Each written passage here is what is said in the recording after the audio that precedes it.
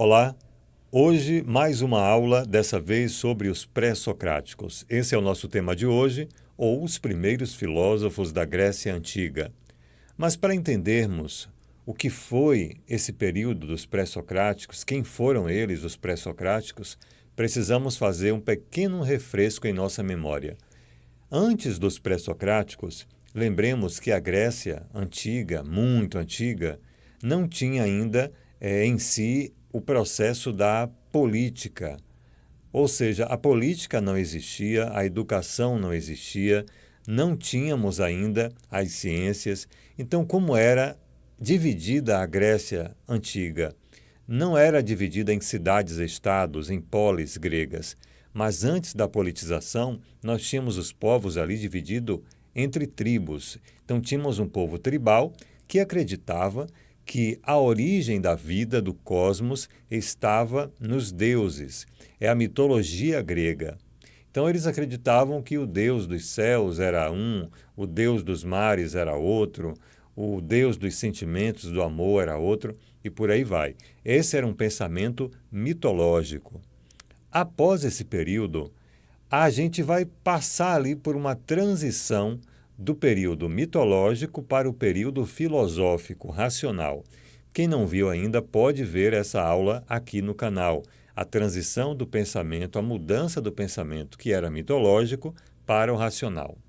Voltando aqui à aula de hoje, então, nessa mudança, nessa transição de pensamentos, que outrora era um pensamento mitológico, e agora, com a politização da Grécia, com o processo educacional sendo introduzido na Grécia, a gente vai ter um pensamento que é baseado na racionalidade. É o pensamento filosófico tomando o lugar do pensamento mitológico. Então, os primeiros filósofos, os primeiros pensadores gregos vão questionar a realidade, mas não olhando para cima, como faziam os antigos povos gregos, olhando para cima, buscando resposta nos deuses. Agora, esses pensadores, eles vão olhar na horizontal, eles vão olhar para baixo, eles vão olhar para a própria natureza. Se antes os povos antigos, que não tinham acesso à educação, à política, ao pensamento racional, se esses povos antigos acreditavam que os deuses eram as fontes geradoras do cosmos, da vida, os primeiros filósofos, os pré-socráticos, eles vão agora tentar achar a resposta da origem do cosmos, da vida, a partir do próprio cosmos, a partir da própria natureza. Essa origem a gente vai chamar de arqué. Arqué que vai aí gerar a palavra arquétipo, origem, princípio. Então, qual a arqué da natureza? E essa natureza vai ficar conhecida aqui como physis. Então, lembremos, arqué significa origem, princípio de uma coisa. E physis é a natureza como ela é, a natureza em si mesma. Lembremos que esses povos antigos, eles acreditavam que a origem da vida estava nos deuses, que os deuses criaram as coisas que a gente conhece na natureza, na vida. Aqui não. Aqui o pensamento muda de figura. Os pré-socráticos, eles vão tentar achar essa resposta dentro da própria physis, dentro da própria natureza. Eles vão buscar entender a origem e a natureza do mundo através do pensamento racional, do pensamento crítico. E com isso, esses pré-socráticos, eles vão romper com aquelas explicações, aqueles pensamentos baseados na mitologia grega antiga, naquelas religiões tradicionais ali na época entre os povos tribais. Então a gente vê aqui uma mudança de pensamento, que antes era um pensamento mitológico, fantasioso, e agora a gente vai ter um pensamento baseado na razão, no palpável, no concreto. Então vamos começar aqui falando o seguinte: os pré-socráticos, eles vão ser chamados também de primeiros cientistas ou filósofos naturalistas, porque eles vão investigar a physis, como eu falei anteriormente, a natureza, como uma realidade primeira, certo? Physis é isso, é a natureza como uma realidade primeira, original, que vai originar tudo na vida, no cosmos. Eles vão investigar essa physis para tentar achar arqué, ou seja, a origem, o princípio de tudo. E esse objetivo é de especular um problema cosmológico. Qual a origem do cosmos?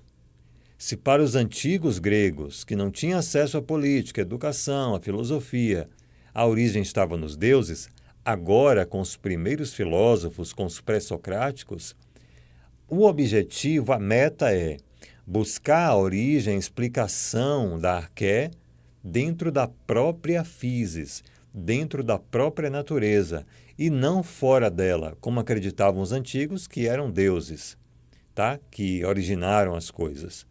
Então, vamos tentar achar a resposta aqui dentro, da própria natureza, da própria physis. Eles vão fundar as primeiras escolas filosóficas do período antigo. Aqui a gente tem que entender o seguinte: escolas filosóficas não quer dizer uma escola, uma instituição dentro de um prédio, como a gente conhece hoje. Escolas filosóficas aqui é no sentido de um conjunto de teorias, um conjunto de pensamentos. Portanto, o que são escolas filosóficas? São correntes de pensamento, teorias desses filósofos dessa época. Vamos ver então aqui quais as escolas filosóficas desse período. A primeira escola que iremos falar é a escola jônica. O que é que caracteriza essa escola?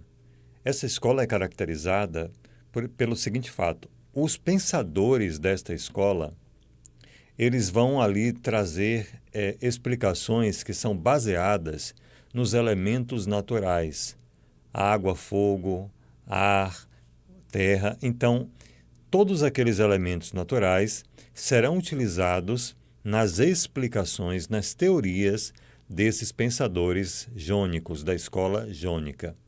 Essa escola, eu trouxe aqui alguns pensadores dela, ela tem essa característica.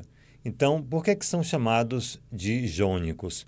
Porque nessa escola, nessa linha de pensamento, nós tivemos reunidos os primeiros filósofos na cidade grega ali de Mileto, né, que é a região da Jônia, que hoje a gente conhece como Turquia. Então, vamos falar dessa escola, né, que vai aí investigar o arqué, né, a origem, o princípio das coisas através dos elementos naturais. Dentre esses pensadores, eu trouxe aqui 4 nomes: Tales de Mileto, Heráclito de Éfeso, Anaxímenes e Anaximandro. Comecemos com Tales. Tales de Mileto, ele vive ali, né, entre 623 e 546 a.C., e ele vai dizer que a origem do cosmos, né, a origem da vida, está no elemento água.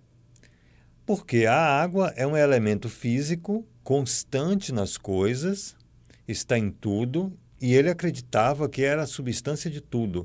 Como é que ele chega nessa conclusão, nessa teoria? Gente, lembrando que essa aula é uma aula que não é muito de um nível muito profundo, complexo, porque a intenção aqui são aulas para um nível médio, tá? Não são aulas voltadas para estudantes do ensino superior, que são aulas mais complexas, mais aprofundadas, que requer mais tempo. Então, essas aulas são voltadas para estudantes do ensino médio que não têm uma carga horária de filosofia muito longa. São muito superficiais as aulas, infelizmente, porque o tempo acaba sendo curto, então é para ajudar mais aqueles estudantes. Mas se vocês quiserem aulas mais aprofundadas, vocês podem também comentar, e tem também os livros para vocês estudarem que falam especificamente desses temas. Então vamos lá. Para ele, todo ser vivo, todo corpo tinha umidade. Considerando que todo corpo vivo tem umidade em sua composição, ele observa que quando um ser vivo morre, ele seca. Observem que quando a gente tem uma fruta desidratada, o que é que ela perde? Ela perde líquido. é uma fruta que está morta. Quando um corpo de um animal, de um ser humano, ele se decompõe, quando ele é um corpo que morre, o que é que ele perde? Líquido, fluidos corporais. Então, o Tales, sem contar que a gente precisa, né, da água para sobreviver, para ingerir. Então, ele observa que nós precisamos da água, os seres vivos precisam da água. O cosmos precisa de água para irrigar as plantas, para a sobrevivência de toda a espécie. Então, ele vai dizer que a água, visto isso, é o elemento que é constante nas coisas. É a arqué, é o princípio, é a origem do cosmos. Bom, dito isso, vamos para um segundo pensador da escola jônica, que é o Heráclito de Éfeso, que vive ali entre 540 e 476 a.C. O Heráclito, ele acreditava que a arqué estava no fogo. Por quê? Porque o fogo ele se condensa e ele se transforma em ar, né? O calor do fogo se transforma em ar, depois em água, em determinadas matérias, e depois ele pode virar terra, também em contato com alguns elementos, com outros elementos. Ele acreditava que tudo veio do fogo. E assim como tudo veio do fogo, tudo vai voltar ao fogo. Isso em um ciclo, né? Isso é cíclico. Então, o Heráclito ele vai dizer que a substância primordial, né, das coisas é puro movimento, é um constante movimento, que tudo se transforma.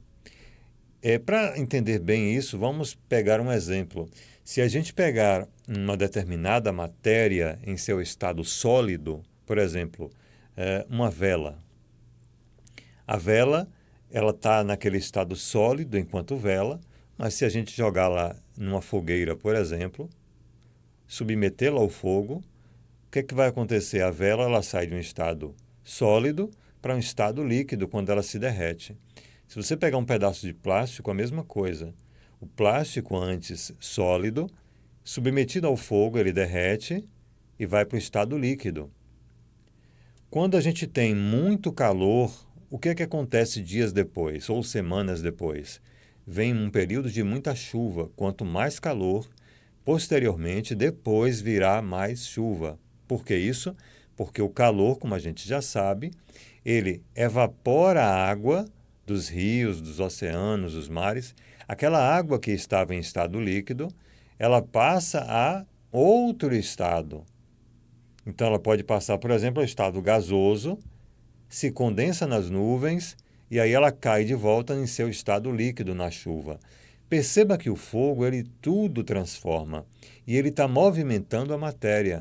A matéria que antes possuía um determinado estado, sólido ou líquido, pode se modificar sob a ação do fogo, do calor. Então, Heráclito vai chegar a essa conclusão, que a arqué, a origem, está no fogo. É a substância primordial, é a substância que gera movimento no cosmos, é o fogo. Vamos agora para as ideias, a teoria do Anaxímenes. Anaxímenes acreditava que a origem está no ar, que no ar tudo se define através de uma condensação.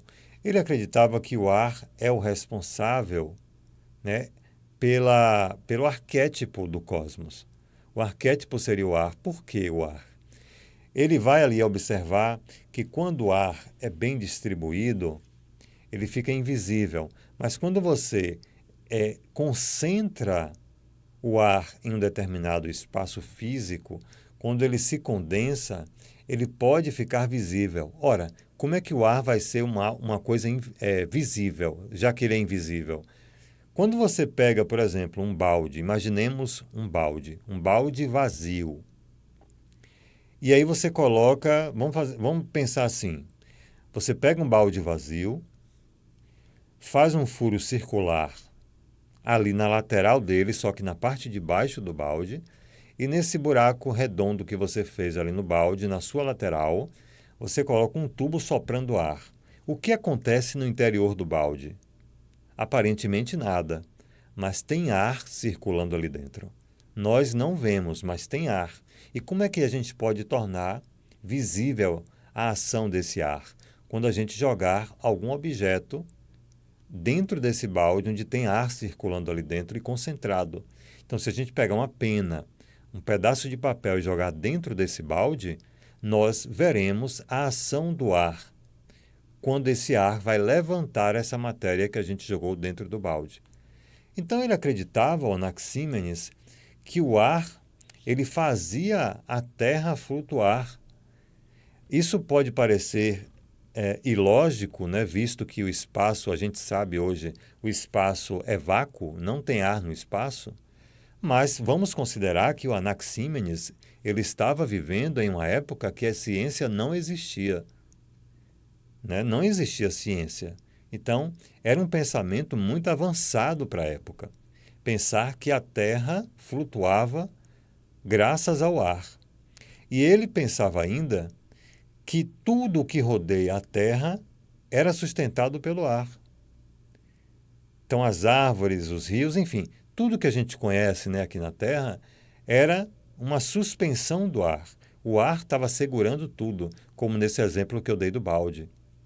Inclusive, ele acreditava que as estrelas eram nada mais, nada menos que pedaços da Terra que haviam se desprendido ali, né, e conforme subiam, iam ficando rarefeitas até virarem fogo, e o ar levava esses pedaços de terra para cima. Ele ainda admitia a existência de outros mundos, todos no mesmo plano. Isso aqui é como se fosse a nossa teoria atual dos multiversos. Será que Anaxímenes estava tendo uma premonição de que existiam outros mundos e outros universos?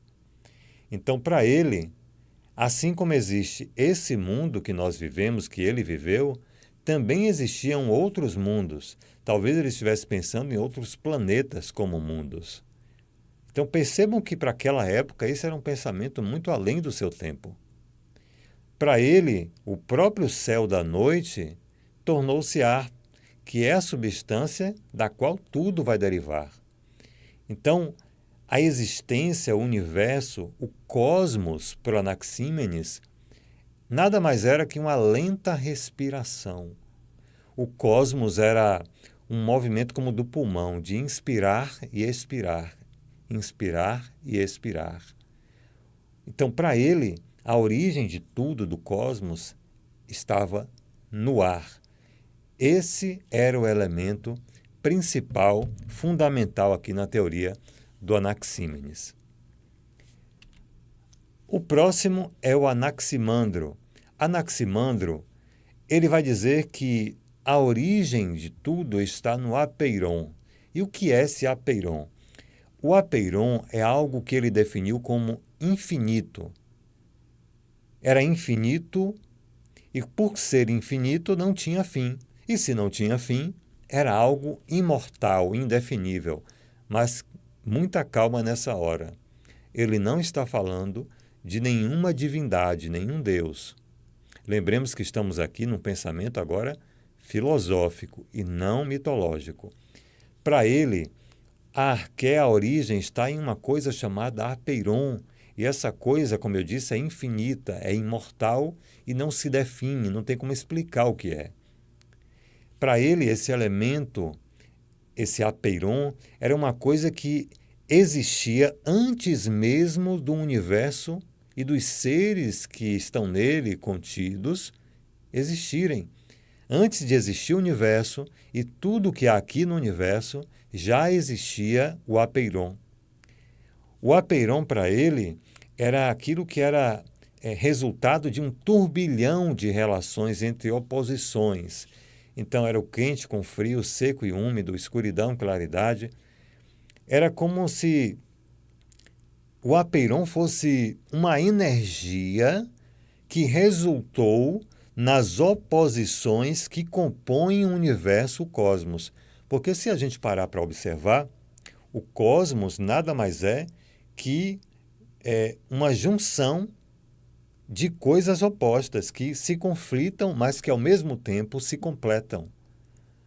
Porque para o quente há o frio, para o seco há o úmido, para a escuridão há a claridade. Tudo tem sua oposição.